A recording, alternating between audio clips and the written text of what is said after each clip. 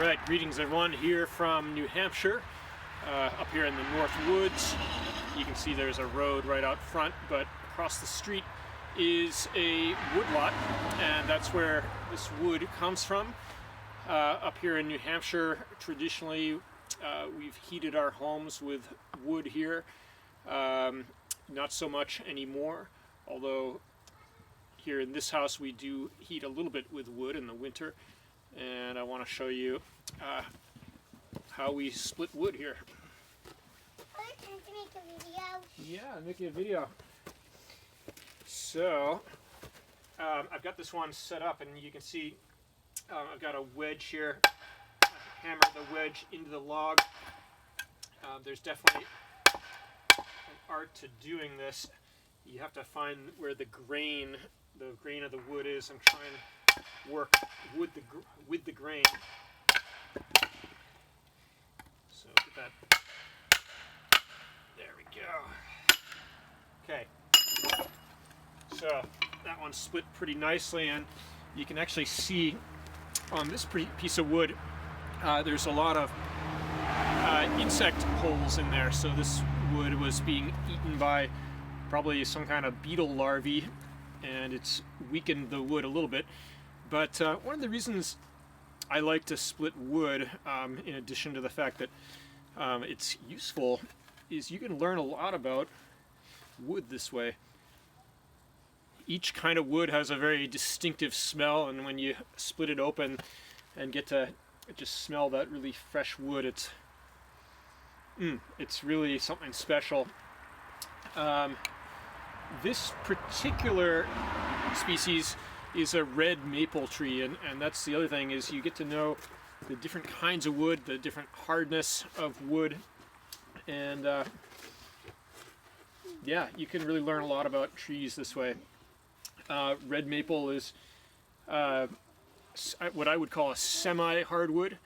Sugar maple is much harder, and if I'd picked a sugar maple log, it would have taken me a long time or a little longer to split it. Oak is really fun too. There's a nice oak log right here.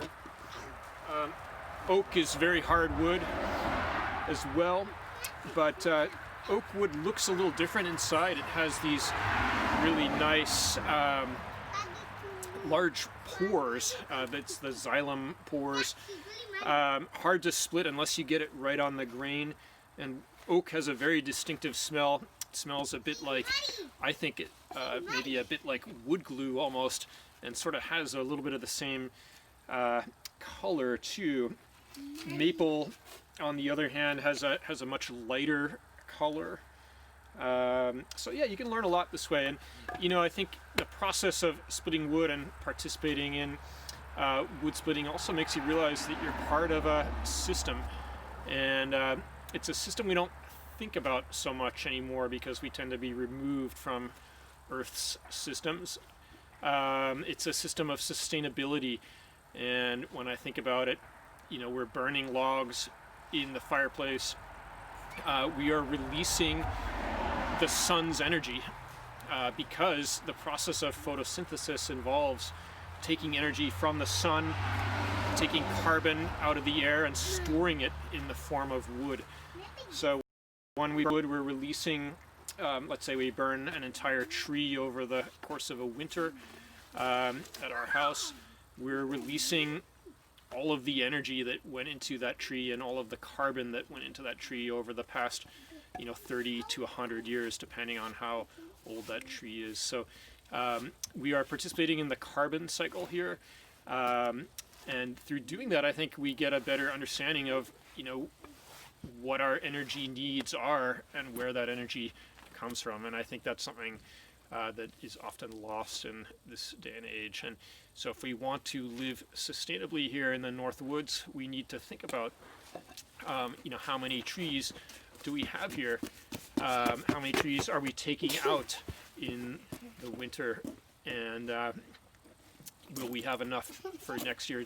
Are we thinking sustainably in terms of how we manage the woodlot for our energy needs? And that's why I like chopping wood. I think it's physically demanding.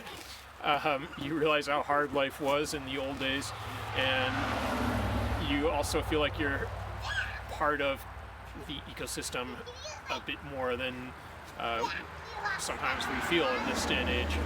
So, and we can learn a lot about different kinds of trees too. So thanks for watching. Body.